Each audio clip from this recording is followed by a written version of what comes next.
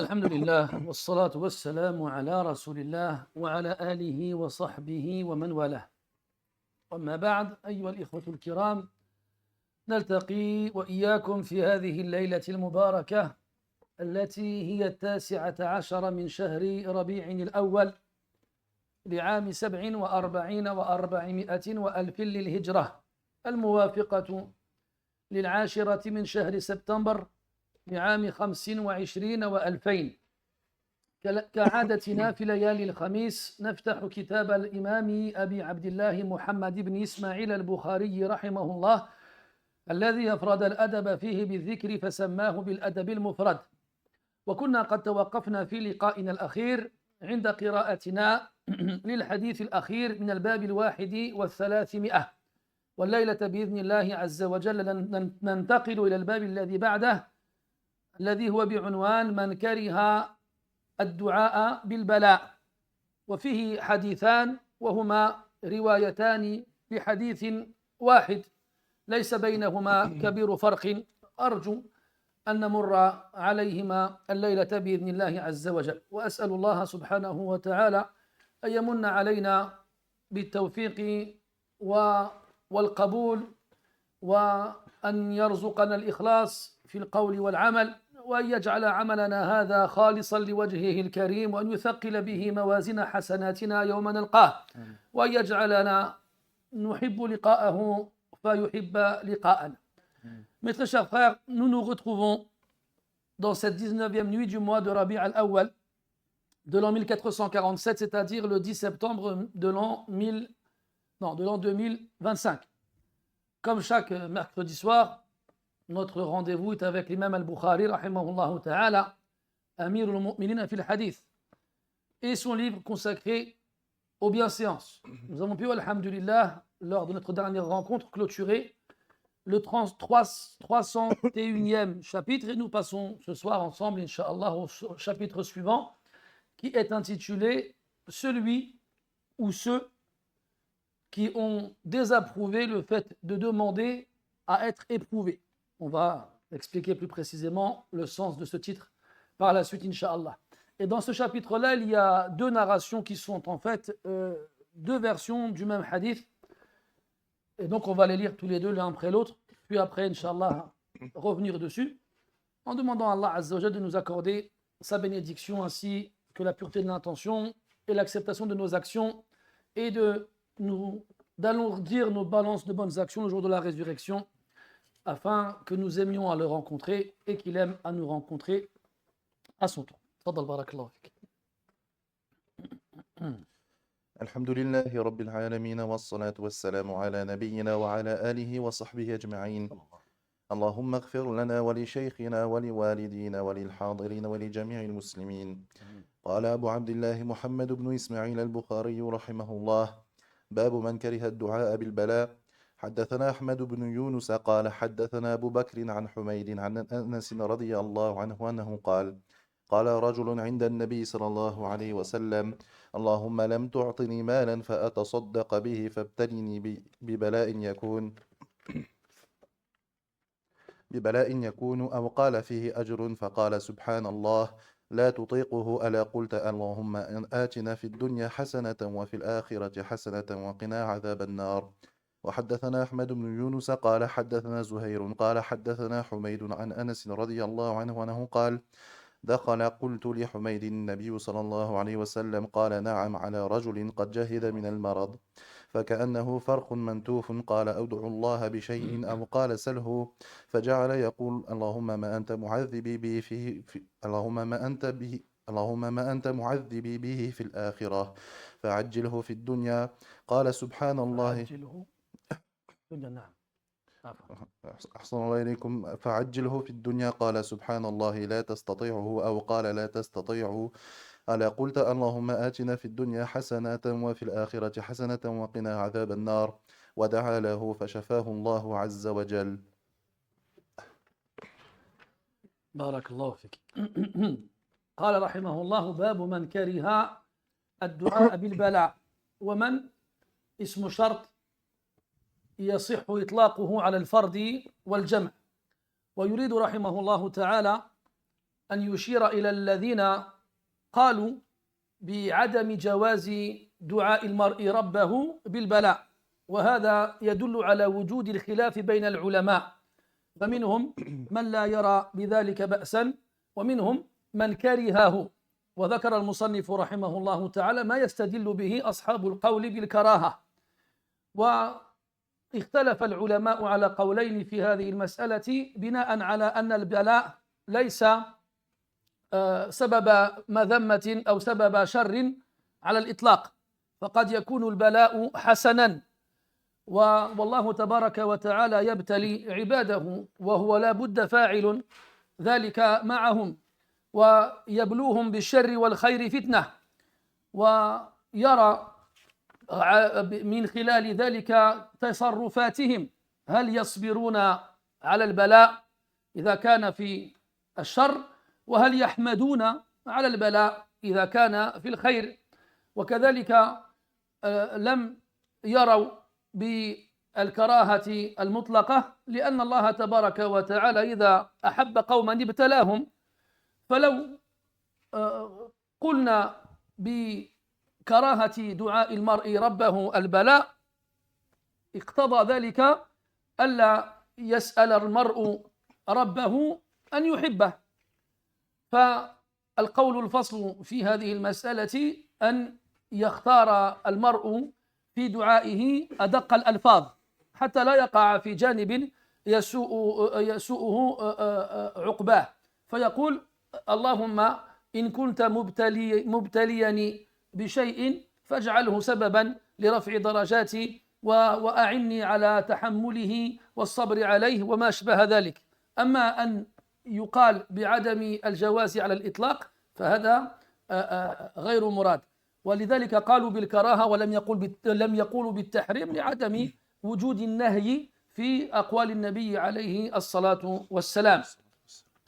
Le titre de ce chapitre-là est celui ou ceux qui ont désapprouvé le fait de demander à être éprouvé. Pourquoi je dis celui ou ceux? Car man en arabe est un pronom relatif qui peut être utilisé autant pour le singulier que pour le pluriel. Et ici, il fait référence à une divergence existante chez les savants concernant le fait de demander à Allah de nous éprouver. Et ici, l'auteur, rahimahullah ta'ala, il évoque seulement l'avis de ceux qui désapprouvent cela.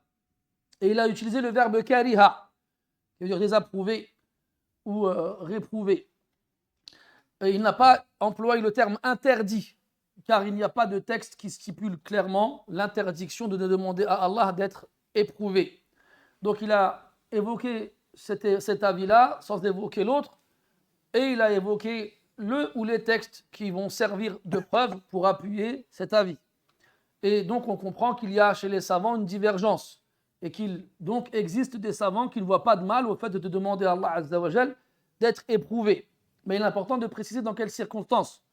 On ne va pas demander à Allah d'être éprouvé de façon absolue, mais on fera la part des choses. Car les épreuves, comme vous le savez et qu'on l'a répété de nombreuses fois, sont de deux formes. Les épreuves dans le bien, à travers la santé, la richesse, la sécurité, etc., la prospérité.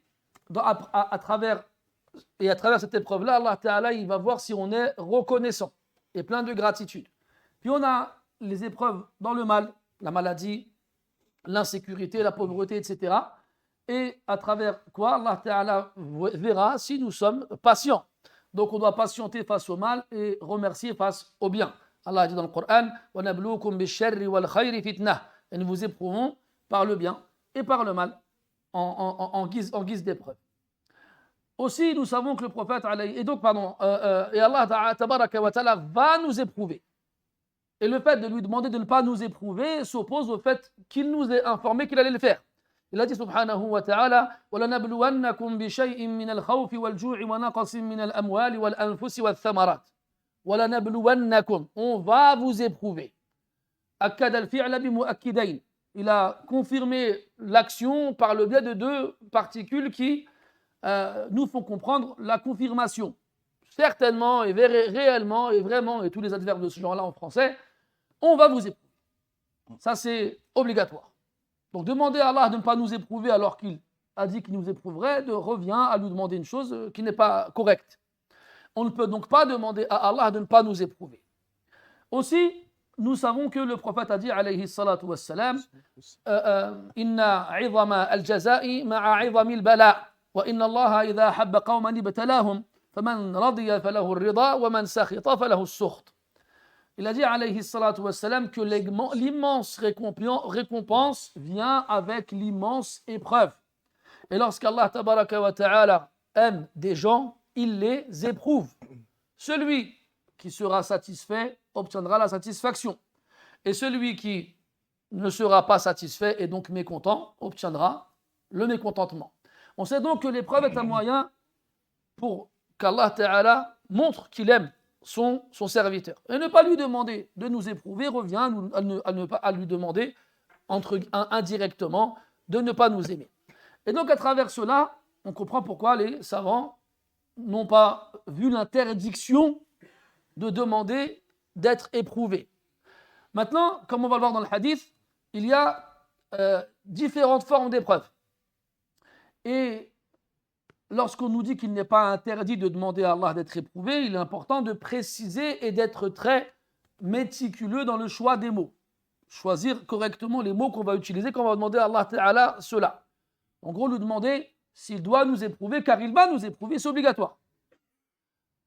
Quand il nous éprouvera, de nous éprouver de façon à ce qu'on puisse faire preuve de patience sans difficulté ou de reconnaissance sans difficulté et qu'on soit capable de sortir, victorieux de cette épreuve-là, etc., etc. Amma demander l'épreuve comme on va le voir dans le hadith, alors cela n'est pas toléré. والعلم عند الله عز وجل. قال رحمه الله تعالى وساق الحديث بسنده عن أنس رضي الله عنه أنه قال رجل عند النبي صلى الله عليه وسلم. وهذا الرجل رجل من الأنصار كما جاءت بذلك بعض الروايات. وهذا الإنسان وهذا الرجل كان مريضا فجاء النبي صلى الله عليه وسلم لعيادته. كما في رواية أخرى قال أنس رضي الله عنه عاد النبي صلى الله عليه وسلم رجلا من الأنصار. وفي ذلك ويؤخذ من ذلك استحباب عيادة المرضى، وفي ذلك من الأجور ما هو كبير وعظيم، كما ذكر ذلك النبي صلى الله عليه وسلم في أحاديث كثيرة. وكان النبي صلى الله عليه وسلم يذهب بنفسه إلى الناس ويسأل عنهم، فإذا علم أن أحدهم قد أصيب بمرض خرج مع أصحابه إليه لعيادته. وسميت زيارة المرضى عيادة إشارة إلى الإعادة، لأن المرء ينبغي أن يلتزم بأمرين. الأمر الأول أنه إذا زار المريض ألا يطيل المكث عنده، وإذا لم يطيل المكث عنده اقتضى ذلك أن يكرر زيارته له إلى أن يبرأ ويشفى بإذن الله عز وجل. فلذلك سميت زيارة المرضى عيادة. قال رجل عند النبي صلى الله عليه وسلم اللهم لم تعطني مالا فأتصدق به. وانظروا إلى حرص الصحابة رضي الله عنهم، إنه يعترف أن الله تبارك وتعالى لم يعطيه مالا، وهذا يستلزم أن يكون من جملة الفقراء. وهذا الرجل الفقير يتمنى أن يكون غنيا، لا لأجل أن يفتخر بماله على الناس ولا لأجل أن يتكبر على الناس، وإنما لأجل أن يتصدق على الناس. وهكذا كان شأن الصحابة الكرام رضي الله تبارك وتعالى عنهم أجمعين، كما جاء في حديث آخر أن الفقراء من الصحابة رضي الله عنهم اشتكوا إلى النبي صلى الله عليه وسلم أن الأغنياء منهم سبقوهم إلى الخيرات. بماذا؟ بأموالهم. قالوا يصلون كما نصلي ويصومون كما نصوم ويتصدقون بفضول أموالهم. وكأن هذا حكم عام على جميعهم، كأنه لا يوجد من بين أغنياء الصحابة واحد لا يتصدق بأمواله. فكان الفقراء يغبطونهم ويتمنون أن يكونوا مثلهم في الغنى والثراء حتى يتمكنوا من التصدق على الفقراء وينالوا بذلك الأجور العظيمة والمراتب العالية. هذا هو شأن الصحابة الكرام رضي الله عنهم، وما أبعدنا عنهم أو ما أبعد أكثرنا عنهم، حيث يتمنى أن يصير أغنى الناس لأجل أن يظهر غناه للناس، ومن أجل أن يتبختر بين أيديهم، وأن يفتخر بأمواله، وأن يفعل حتى يصبح غرضا للحاسدين. على كل حال، هذا الرجل في هذه الرواية قال: اللهم لم تعطني مالا فأتصدق به، فابتلني ببلاء يكون، أو قال فيه أجر. فعوضا من أن يسأل الله تعالى الغنى، سأل الله تعالى أن يبتليه ببلاء يكون له فيه أجر. وسبق أن تحدثنا عن هذه المسألة، وهي أن المرء إذا أصيب بشيء يكفر الله تبارك وتعالى به عن خطاياه، وقد يؤجر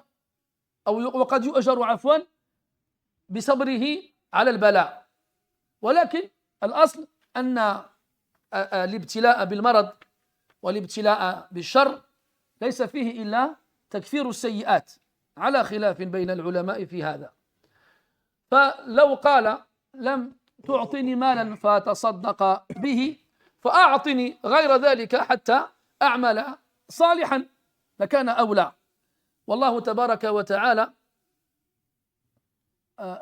عند ظن عبده به، فهذا ظن بربه عز وجل أنه لم يمكنه من الصدقة، فلم يمكنه من العمل الصالح في باب آخر،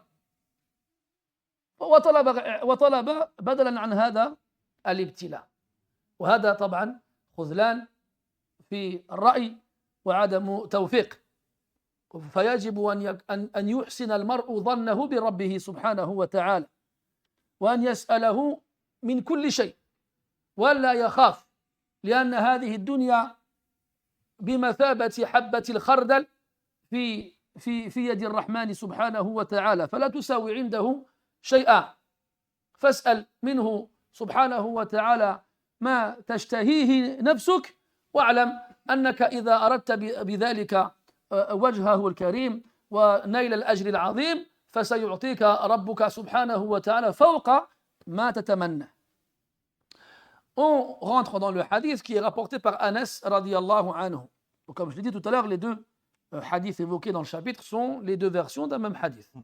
Donc on va prendre dans l'un comme dans l'autre pour compléter les deux versions. Anas ibn Dir radiyallahu anhu, qu'un homme a dit auprès du prophète alayhi salatu wassalam. Et dans l'autre version du hadith, il nous dit: Dakhala an-nabiyyu sallallahu alayhi wa sallam ala rajulin. Le prophète alayhi salatu wassalam est rentré chez un homme. Cet homme-là, il l'a dit auprès du prophète, mais chez lui. Et dans quelles circonstances le prophète s'est retrouvé chez lui alayhi salatu wassalam? Dans une version du hadith qui est chez l'imam Muslim rahimahullah ta'ala, et il nous dit qu'il l'a visité, et il employait le verbe aada pour exprimer la visite. Et la visite que l'on fait du malade, on l'appelle iyada. On l'appelle iyada. Pourquoi est-ce qu'on a appelé la visite du malade iyada?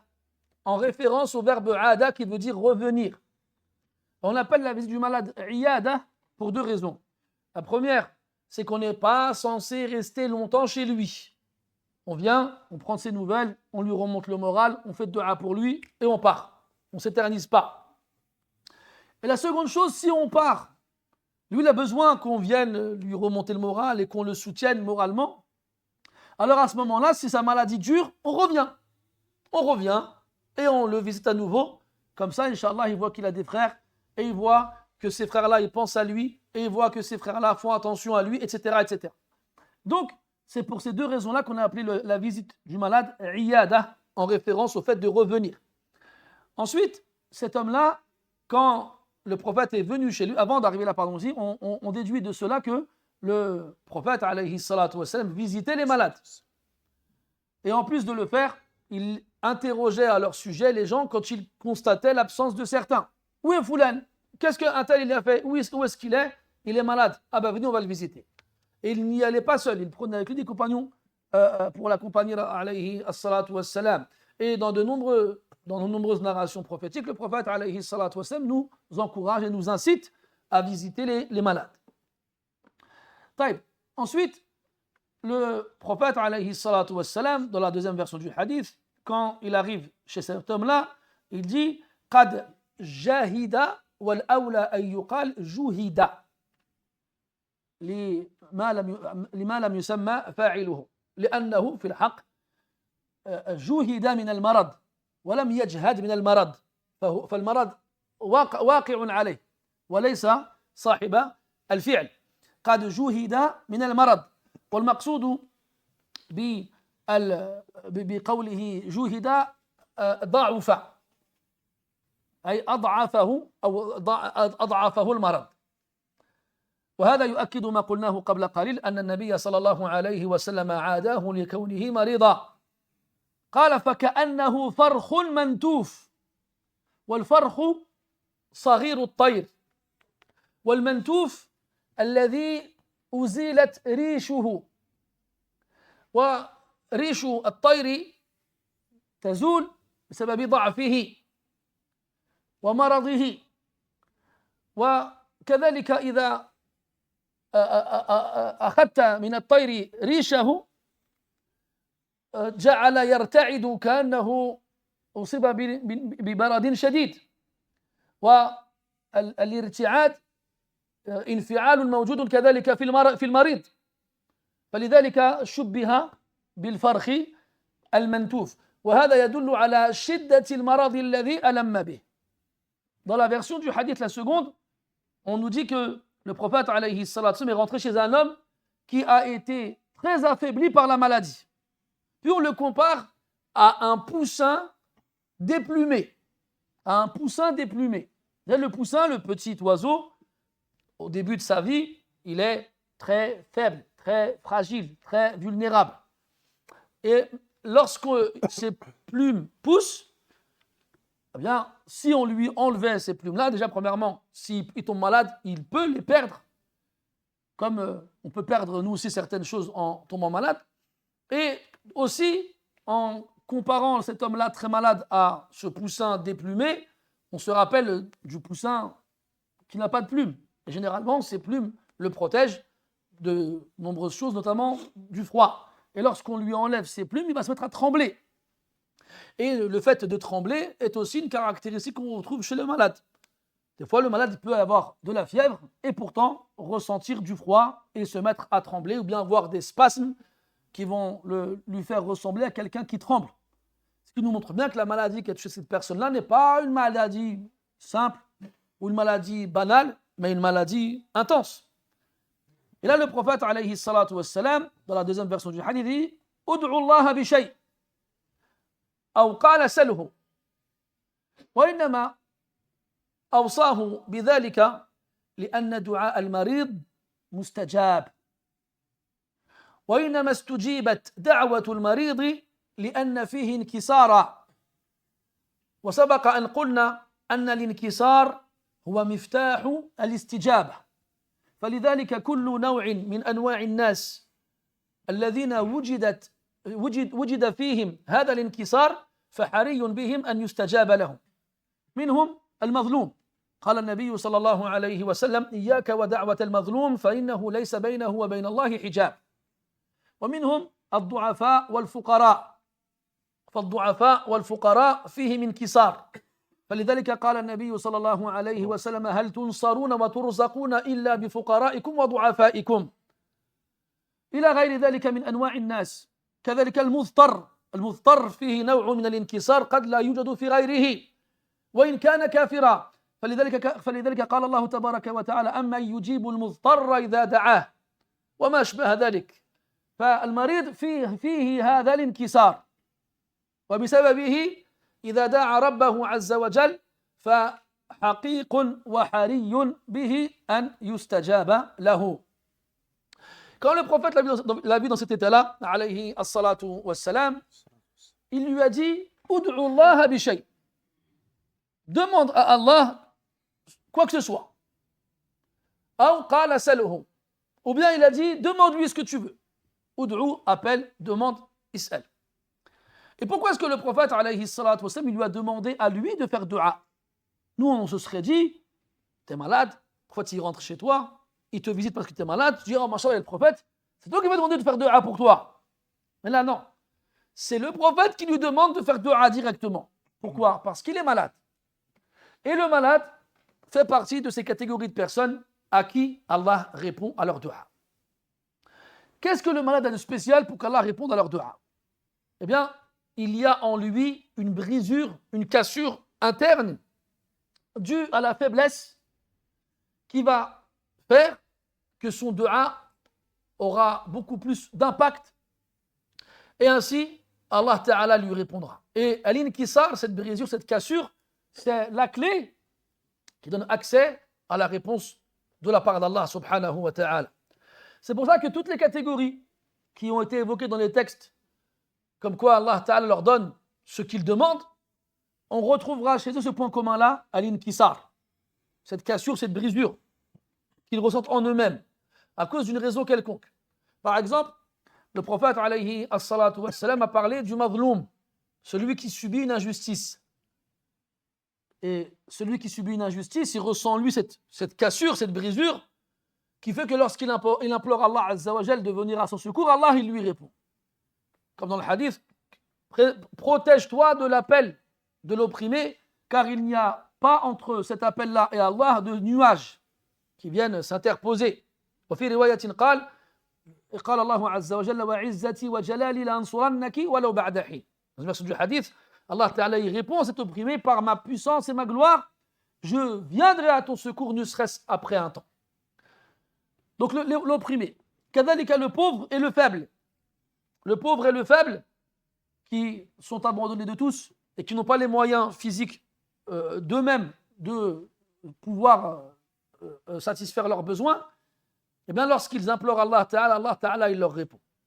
C'est pour ça que le prophète a dit sallallahu alayhi wa sallam, est-ce que vous allez recevoir votre subsistance et être secouru par Allah Azza wa Jal, si ce n'est par le biais des implorations des pauvres et des faibles.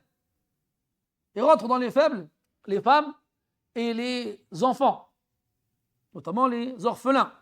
قال النبي صلى الله عليه وسلم إني لأحرج عليكم حق الضعيفين المرأة واليتيم.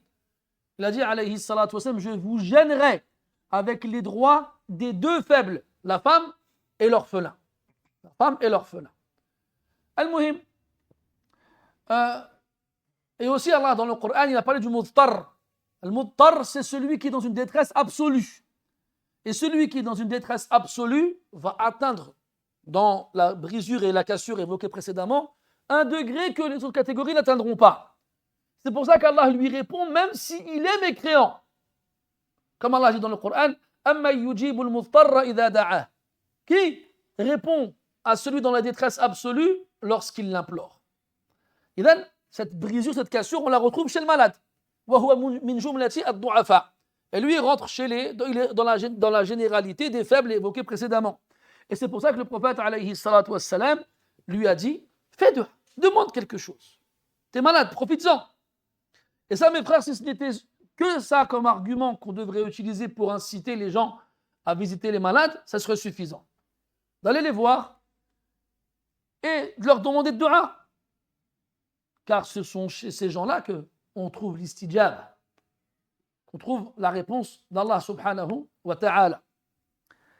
طيب. Alors l'homme, il a fait de dua. فَجَعَلَ يَقُولُ. Il s'est mis à dire. Là, on revient à la version précédente. اللهم لم تعطني مالا فأتصدق به. ولعل الأولى من جهة الإعراب أن نقول فأتصدق به. أو يجوز كذلك النصب على أن فاء سببية. ما رأيك يا شيخ؟ كم إلى جلوي على كل حال يجوز الوجهان. لم تعطني مالا فأتصدق به على أنها عاطفة الفاء، أو لم تعطني مالا فأتصدق به على أنها سببية، والوجه الثاني أقرب والعلم عند الله. Taïb. Il a dit, donc là, regardez l'occasion qu'on lui donne. Lui, regardez la pensée particulière qu'il a eue. Il a dit, ya Allah, tu ne m'as pas donné de biens matériels afin que je puisse faire l'aumône avec. Wallah, et plus tu lis les hadiths, tu t'imprègnes de cette guidée prophétique chez ces hommes et ces femmes qui l'accompagnent et l'entourent, et plus ton cœur déborde d'amour pour ces gens-là. Il ne demande pas de l'argent. Donc ici, il dit Lam tu'tini malan. Ça, c'est un iqrar, c'est une reconnaissance, c'est un fait. Tu ne m'as pas donné de bien. Donc il est pauvre. Il est pauvre. Donc là, ici, il reconnaît que ma bikum min ni'matin fa min Allah. Que quel que soit le bienfait qui vous touche, il vient d'Allah Azza wa Jal. Il n'a pas dit Lam yu'tini an-nasu malan. Les gens ne m'ont pas donné de bien. Il a dit Lam tu'tini. Parce que c'est Allah qui donne. Donc il reconnaît que c'est Allah Ta'ala qui ne lui a pas donné. Et lui, s'il avait des biens, qu'est-ce qu'il aurait fait avec? Est-ce que il aurait été se vanter auprès des gens comme quoi il est riche? Est-ce qu'il aurait il se serait pavané dans sa richesse devant les autres et aurait fait preuve d'orgueil comme le font la plupart des gens? Non. Lui, il demande, il dit, Ya Allah, tu ne m'as pas donné de biens matériels avec lesquels j'aurais pu faire l'aumône. Subhanallah. Voici comment étaient les compagnons radiyallahu anhum. Ils ne cherchaient pas à être riches et s'ils l'étaient, ils faisaient l'aumône avec leur richesse. Et ils se concurrençaient dans cela. Dans d'autres hadiths, on a des compagnons qui viennent voir le prophète alayhi salatu wassalam et qui sont pauvres. Et qui se plaignent auprès du prophète alayhi salatu wassalam de la distance qu'il y a entre eux et les compagnons qui sont riches. Ils disent ذهب أهل الدثور بالأجور وفي رواية والدرجات العلى. Et les degrés les plus élevés, les gens aisés nous sont partis avec les récompenses. Ils prient comme nous prions et ils jeûnent comme nous jeûnons. Ça veut dire quoi? Qu'il n'y a pas de différence entre les pauvres et les riches et les sahaba au niveau des ibadat al-badaniya. Au niveau des adorations corporelles. La prière, on prie. On fait la prière obligatoire à l'heure, à la mosquée. On fait les prières surrogatoires du jour de la nuit et on prie la nuit aussi. Pas de différence. On jeûne, pareil. Ils jeûnent comme nous jeûnons. Donc ils jeûnent pareil. Les jeûnes obligatoires et les jeûnes surrogatoires et facultatifs. Il n'y a pas de différence. Rien que là, déjà, c'est étonnant. Parce que si on regarde nous aujourd'hui chez nous, est-ce qu'on peut dire qu'il n'y a pas de différence entre nous tous sur le plan de l'adoration corporelle? Après, ils font référence à la différence. Le fait que les autres aient de l'argent. Que lorsqu'ils subviennent à leurs besoins et s'occupent de ceux qui sont leurs charges, il leur reste encore quelque chose. Alors que les pauvres, eux, déjà, est-ce qu'ils ont suffisamment pour subvenir à leurs propres besoins et à ceux de leurs proches? Et si c'est le cas, il ne leur reste rien quand ils ont tout dépensé. Et certains, en fonction de leur pauvreté accrue, ils n'ont pas suffisamment pour subvenir à leurs propres besoins. À quoi ils pensent, malgré ça? À faire l'aumône. Ils ne peuvent pas le faire parce qu'ils n'ont pas. Alors ils disent, Ya Rasulallah, ils ont et nous, on n'a pas. Et là, écoutez cet homme-là. Lam tu'tini malan fa atasaddaqa bih. Tu ne m'as pas donné de bien, alors j'aurais fait l'aumône avec. Ajib. Wallah, ya ajib. Tu ne peux pas apprendre à connaître ces gens-là et ne pas les aimer. Là, يسمع أحد بأخبارهم وأنبائهم العجيبة والغريبة ثم لم يحبهم بعد ذلك إلا وقلبه خراب ولا يقول ميت خراب. Il n'est pas possible pour quelqu'un d'entendre la vie de ces hommes et de ces femmes et que par la suite son cœur ne déborde pas d'amour pour eux, si ce n'est qu'au préalable son cœur est déjà en ruine. Je ne dis pas un cœur mort, je dis un cœur en ruine. Normalement, le musulman yuhibbu salihin. normalement. Comme il disait Shafi'i, rahimahullah, uhibbu as-salihin wa lastu minhum la'alli analu minhum shafa'ah wa akrahu man tijaratuhu al-ma'asi wa in kunna sawa'an fil bida'ah. Comme il disait Shafi'i, rahimahullah, j'aime les vertueux, même si je ne suis pas parmi eux. Peut-être obtiendrai-je de leur part une intercession, et j'ai de la répulsion pour ceux qui font des péchés, même si moi et eux sommes égaux dans la marchandise. Et j'ai de la répulsion pour ceux qui commercent, dont le commerce est le péché, même si eux et moi, on a la même marchandise. Donc normalement, le muslim majboulun ala mahabbati salihin. Normalement, le musulman, Allah il l'a créé de façon à ce que naturellement et instinctivement, il aime les pieux et les vertueux. Instinctivement et naturellement. De façon générale, autour de toi. Tu vois quelqu'un, qalbuhu mu'allaqun bil masajid. Son cœur est accroché aux mosquées. Tu vois quelqu'un, la yazalu lisanuhu ratban bi dhikrillah. Sa langue ne cesse d'être humidifiée par le rappel d'Allah. Tu vois quelqu'un, yatasaddaqu ala al-fuqara'i wal masakin wa yas'a ala al-aramili wal aytam. Tu vois quelqu'un, il fait l'aumône aux pauvres et aux besogneux et il est au service des veuves et des orphelins. Tu l'aimes. Tu dis, Masha'Allah. Comment alors, toi, t'entends les sahaba qui ont dépassé et devancé tout le monde dans le bien, comme Allah les appelle dans le Coran, was-sabiqoun al-awwaloun, as-sabiqoun, ceux qui ont devancé, les premiers à avoir devancé.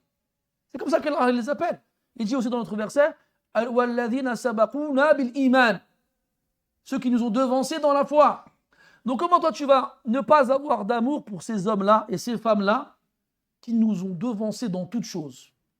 Dans toutes choses. On ne pourra pas faire mieux qu'eux. La tut'ib nafsak. Ne cherche pas, si c'est ton intention, de faire mieux qu'eux, tu ne pourras pas. Tu ne pourras pas. Donc au minimum, aime-les. Et avec cet amour-là, Allah il te réunira avec eux. Wa illam ta'mal bi a'malihim. Même si tu n'as pas fait les mêmes actions qu'eux. Wal mar'u ma'a man ahab. Et toute personne se retrouvera avec ceux qu'il aime. Al-Maqsoud, nous, si on ne peut pas faire comme eux, et on ne peut pas les imiter dans ce qu'ils ont réussi à faire, alors on s'efforce de les aimer au maximum. Allah Azza wa Jal les a aimés. Et c'est pour ça qu'il leur a donné l'immense privilège d'accompagner son prophète et messager alayhi salatu wassalam. فلا أقل منا أن نحبهم حبا جاما وأن نترضى عنهم كلما ذكرت لنا أسماؤهم وأن نحاول بقدر استطاعاتنا وأن نبذل ما في وسعنا وطاقتنا في أن نقترب منهم فقد قال النبي صلى الله عليه وسلم سددوا وقاربوا. Le minimum qu'on puisse faire, c'est de les aimer et de demander à Allah d'être satisfait d'eux à chaque fois que leurs noms nous sont évoqués et de faire tout ce qu'il y a en notre possibilité, en notre capacité pour se rapprocher d'eux. Comme l'a dit le prophète alayhi salatu wasallam, saddidu wa qaribu. Visez juste et rapprochez-vous. À l'image d'un archer qui vise une cible. Tu vois les cibles qu'on voit avec les différents ronds, cercles, avec des couleurs différentes et des chiffres, 100, ila akhirihi. Toi, tu vises la cible, au milieu. Et si tu n'arrives pas à la toucher, alors essaye de t'en rapprocher au maximum. Au moins. Al-Muhim. Alors cet homme-là, au lieu de demander à Allah, tabaraka wa ta'ala, la richesse pour, justement, pouvoir faire l'aumône, il a demandé à Allah autre chose. Une chose étonnante. Il a dit à Allah, comme tu ne m'as pas donné des biens matériels pour que je puisse faire l'aumône avec, alors éprouve-moi d'une épreuve à travers laquelle je serai récompensé. Éprouve-moi d'une épreuve à travers laquelle je serai récompensé. Et là, en fait, on comprend de cette demande que cet homme-là a mis de côté certaines caractéristiques et attributs d'Allah Azza wa Jal qui lui auraient permis de mieux formuler sa demande. Car Allah Ta'ala sera à l'image de l'opinion qu'on a de lui. Et si on pense qu'Allah Ta'ala a voulu, ne nous a pas donné de biens matériels, et que par la suite on ne peut pas faire d'aumône, alors demandons-lui des biens matériels pour qu'on puisse faire l'aumône avec. Oui, le prophète alayhi salatu wassalam demandait la richesse du cœur. Oui, le prophète alayhi salatu wassalam demandait à aimer les pauvres et à vivre pauvre et à mourir pauvre et à être ressuscité pauvre. Voilà que la réalité dans tout ça, c'est de demander à Allah un cœur détaché de l'amour des biens matériels et pas de ne pas avoir de biens matériels. Car celui qui a demandé ces choses-là est celui qui nous a dit aussi, alayhi salatu wassalam, al-yadul ulya khayrun min al-yadis sufla, que la main du dessus est meilleure que la main d'en dessous. Et c'est lui aussi qui a incité à donner. Al-Muhim, c'est pour ça, mes frères, que pour comprendre ces choses-là, il faut toujours prendre tous les textes. Ne pas se baser que sur une partie et occulter l'autre. Dans l'autre version, la première, dans la deuxième version, il a dit Allahumma ma anta mu'adhibi bihi fil akhirah fa'ajjilhu fid dunya. Wa fi riwayatin ukhra fa'ajjilhu li fid dunya. لذلك أوقفتك. والمقصود أن هذا يتواطأ مع ما قلناه قبل قليل من ظن بربه غير لائق، وهو أنه استقر في ذهنه أن الله تعالى معذبه، وما يدريه لعل الله تعالى أن يعفو عنه وأن يعافيه وأن يختم حياته له بعمل صالح يعفو به عن جميع سيئاته. ومنى المسلم ومنتهى أمله أن يدخله ربه جناته من غير سابقة عذاب ولا حساب.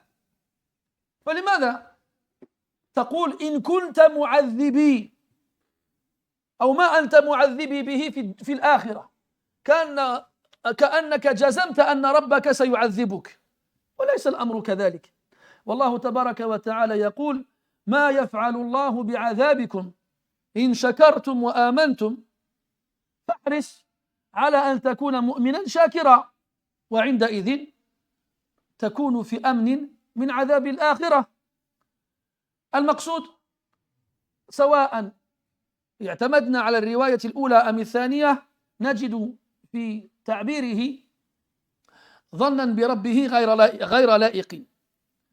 وطبعا لا يجوز لنا أن نسيء الظن بالصحابة الكرام رضي الله عنهم أو أن نرميهم بسوء الظن، وإنما نتحرى أحسن الألفاظ في حقهم حتى لا نظلم أحدا منهم، ومعاذ الله أن نظلم أحدهم بالقول أو بغير ذلك. والمقصود أنه لم يقل ذلك إلا لعلم فاته، ولذلك قال له النبي صلى الله عليه وسلم ما سنسمعه بعد قليل إن شاء الله.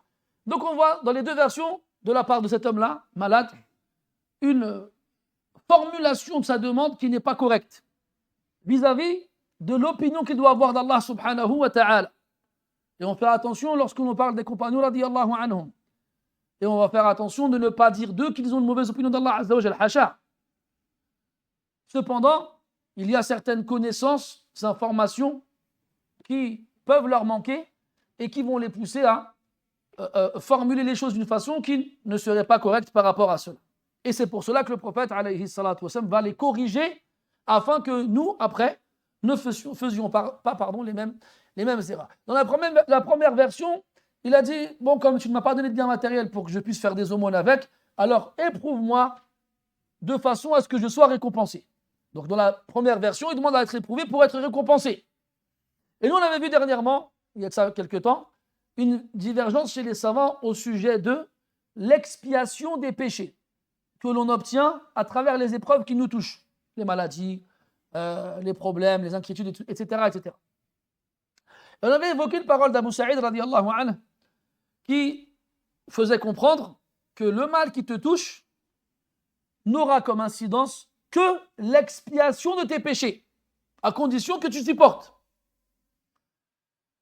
Et il n'y a donc pas de récompense dans cela. Les récompenses, on les obtient à travers les actions vertueuses. Ça, c'est la première chose. Et la seconde, c'est que lui, il a demandé une épreuve pour être récompensé. Ce n'est pas l'épreuve qui va faire qu'il sera récompensé. C'est l'attitude qu'il aura face à l'épreuve.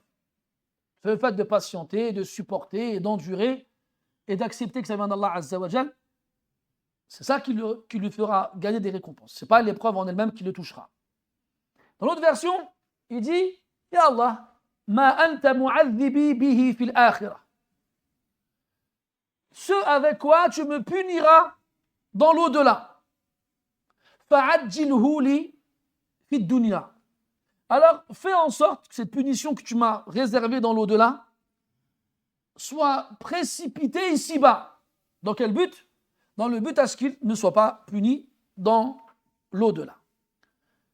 Et ça nous fait comprendre qu'il avait compris que celui qui est puni ici-bas ne sera pas dans l'au-delà.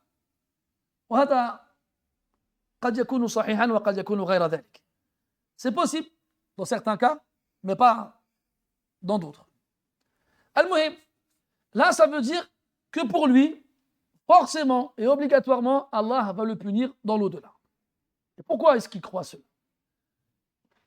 D'où est-ce qu'il a vu que Allah Ta'ala allait forcément nous punir dans l'au-delà? Alors qu'il dit dans le Coran, Ma yaf'alu Allahu bi'adhabikum in shakartum wa amantum. Allah n'a que faire de votre châtiment si vous êtes croyant et reconnaissant. Ce qui nous fait comprendre que la foi et la gratitude sont des moyens d'être épargnés du châtiment dans l'au-delà. Donc au lieu, et kadhalika, Allah Azza wa Jal veut nous pardonner et nous faire miséricorde. Wallahu yuridu an yarhamakum. Yatuba alaykum. C'était pas celle-là. Al-Muhim, dans yuridu Allah an yatuba, wallahu yuridu an yatuba alaykum. Allah, il veut vous faciliter le repentir pour l'accepter. Donc Allah Ta'ala il dit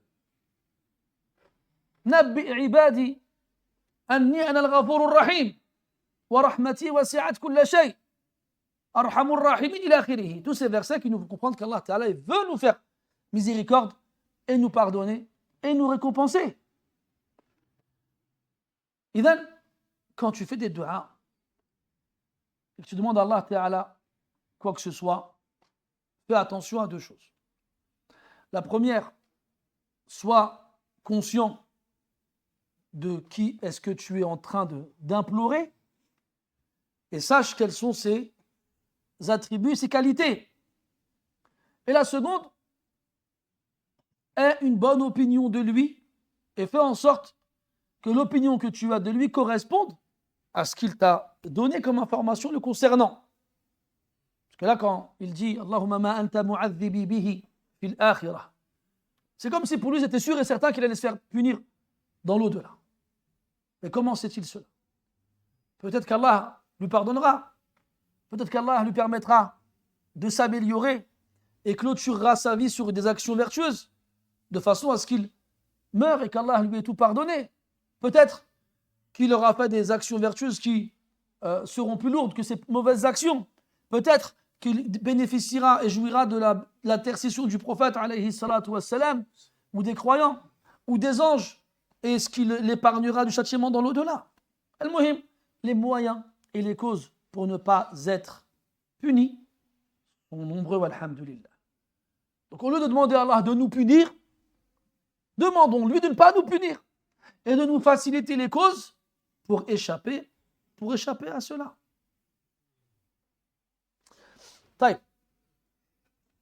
Et là, النبي صلى الله عليه وسلم يقول له كما في الرواية الأولى سبحان الله وفي ذلك جواز التسبيح عند التعجب. فقال النبي صلى الله عليه وسلم ذلك تعجبا يتعجب كيف يدعو هذا الإنسان ربه بهذا الدعاء سبحان الله وكذلك يجوز أن يقال أن النبي صلى الله عليه وسلم سبح ربه لأن طلب هذا الرجل لا يليق برحمته وغناه وما أشبه ذلك. Quand il répond Subhanallah, qu'Allah soit sanctifié, في كلتا الروايتين. Et là, il y a deux choses. La première, cela nous prouve qu'on a le droit de dire Subhanallah lorsqu'on est étonné. Car le prophète a dit cela, alayhi salatu wasallam, pour manifester son étonnement vis-à-vis de la parole de cet homme-là et de sa demande. Subhanallah, pour montrer son étonnement. La seconde, c'est qu'il a dit Subhanallah, car il y a dans la demande de cet homme-là une opinion qui ne correspond pas aux qualités d'Allah Ta'ala, à ses attributs. Et donc, Subhanallah, qu'Allah soit sanctifié d'être tel que cet homme-là l'a compris. Al-Muhim. ثم قال لا تطيقه لا طاقة لك بتحمل هذا البلاء الذي أنت تسأله فلا تطلب ما لا طاقة لك به فإن الله تبارك وتعالى لا يحملك ما لا طاقة لك به كما قال ذلك في القرآن ربنا لا تؤاخذنا إن نسينا أو أخطأنا ربنا ولا تحمل علينا إصرا كما حملته على الذين من قبلنا ربنا ولا تحملنا ما لا طاقة لنا به. وجاء في صحيح مسلم من حديث أبي هريرة رضي الله عنه أن الله تعالى يجيبك إذا قلت ذلك يقول قد فعلت يعني استقر ذلك على أمره عليه سبحانه وتعالى. فإذا كان الله تعالى أعلم بك من نفسك وأرحم بك من أمك قد قضى سابقا ألا يحملك ما لا طاقة لك به فلماذا أنت تسأل ذلك؟ قال لا تطيق بلاء الله لأن البلاء أنواع وأشكال لا تدري كيف يقع عليك فالأولى أن تسأل الله أن يعافيك وألا يبتليك ببلاء لا تطيقه. Là, le prophète lui dit, alayhi salatu wasalam, tu ne le supporteras pas.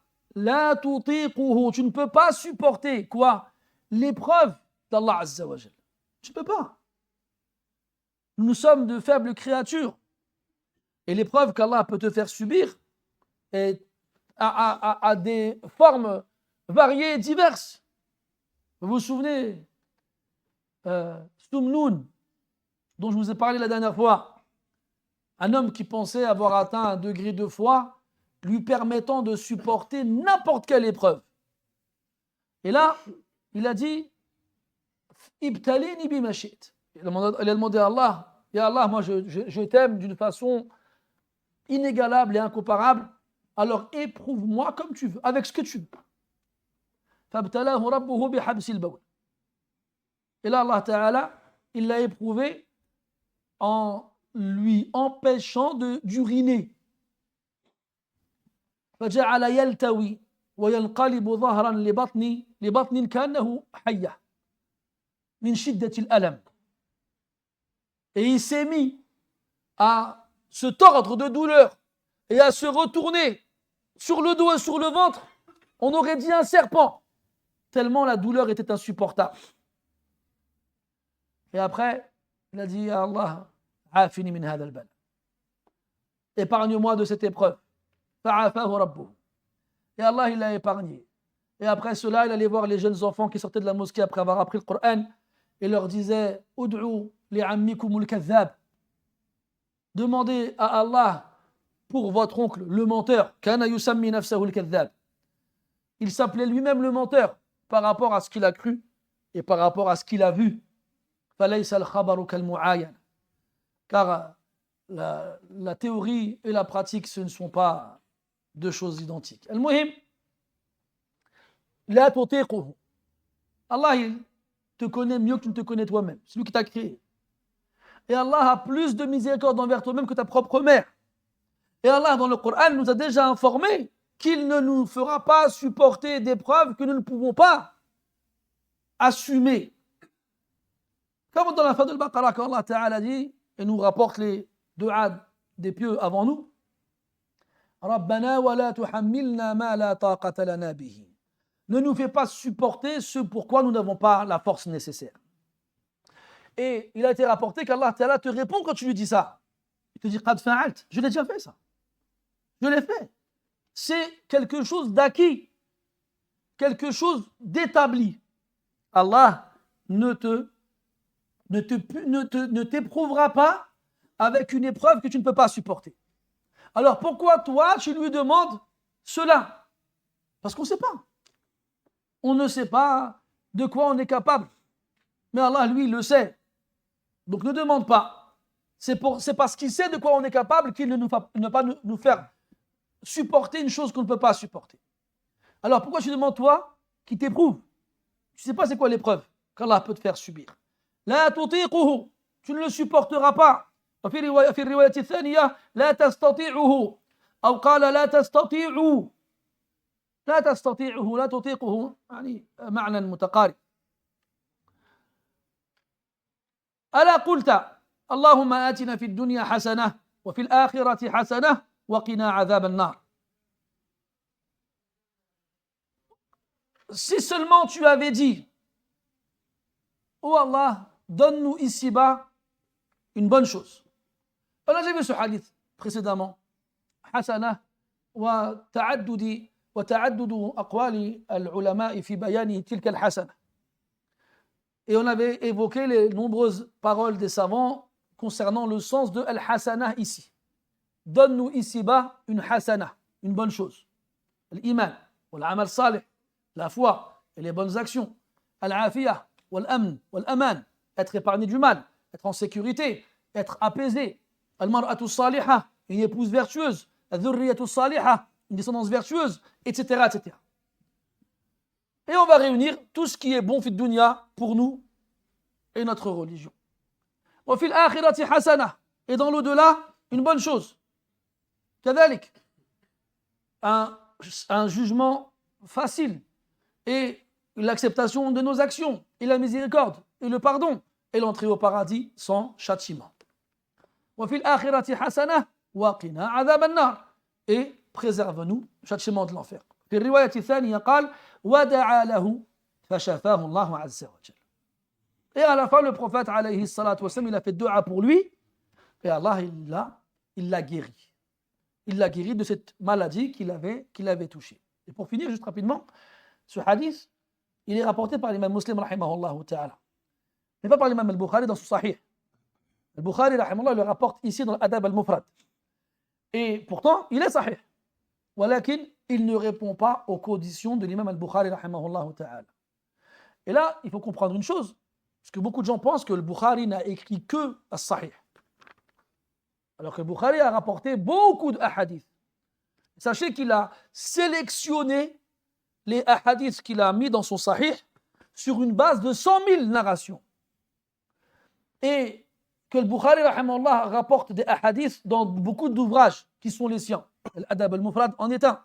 Al-Tarikh al-Kabir, ou bien Birru al-Walidain, ou bien Khalqu Af'al al-Ibad, ou bien d'autres livres de ce genre-là qu'il a écrit rahimahullah ta'ala, et dans lesquels il réunit et regroupe et rapporte énormément d'ahadiths pour que tu saches que ces hadiths-là, ils sont passés par tous les savants et qu'ils les ont sélectionnés méticuleusement pour les insérer dans leurs ouvrages en fonction de leurs conditions. Et ne pas que tu crois que, comme le disent les ignorants, les ignares et les incultes, que ces hadiths-là ont été rapportés par je ne sais qui et qu'il n'y a aucune façon de savoir si vraiment ils sont authentiques. Ça, c'est toi qui ne sais pas. Mais les savants, eux, ils savent. Et ils ont développé des règles pour savoir ces choses-là qui ne te viennent pas à l'esprit. Donc, si tu ne sais pas une chose, c'est normal. On est tous ignorants. Mais l'ignorant doit demander à apprendre. Il ne doit pas pointer du doigt le savant en le dénigrant comme s'il faisait n'importe quoi. C'est pour ça qu'on répète ces choses-là aujourd'hui et on ne se lassera pas de le faire parce qu'aujourd'hui, il y a une campagne, une propagande qui a pour but de faire croire aux musulmans que ces hadiths ne valent rien. Et on leur dit qu'on ne sait pas qui les rapporte, on ne sait pas si vraiment le prophète il l'a dit. Et non, tu ne sais pas toi, oui c'est vrai. Comme tu ne sais pas démonter un micro-ondes ou tu ne sais pas construire une fusée. Mais ce n'est pas pour autant que tu dis que les fusées, les micro-ondes ne fonctionnent pas. Tu sais qu'il y a des gens qui savent le faire et tu sais que tu n'es pas capable de le faire, alors fais la même chose avec ces choses-là. Dis, ces hadiths-là, on leur fait confiance depuis des générations, depuis des siècles. Tous les musulmans les lisent, les apprennent, les comprennent et les répètent. Toi, en arrivant en 2025, qui va changer la donne. Et si seulement ces naïves personnes se rendaient compte qu'à travers cela, on ne voulait que se débarrasser de la législation d'Allah Azza wa Jal, alors peut-être qu'ils réfléchiraient à deux fois avant de dire des bêtises pareilles. والله أعلم وصلى الله على نبينا محمد وعلى آله وصحبه وسلم سبحانك اللهم وبحمدك نشهد أن لا إله إلا أنت نستغفرك ونتوب إليك والحمد لله رب العالمين وبارك الله فيكم